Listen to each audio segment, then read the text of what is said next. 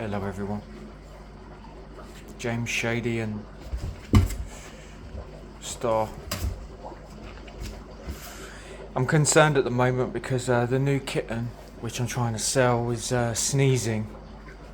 It may have cat flu, so not only, have I kind of got myself into a situation where it's a cat that I unfortunately don't want to keep because it isn't a traditional Siamese, it also is probably ill.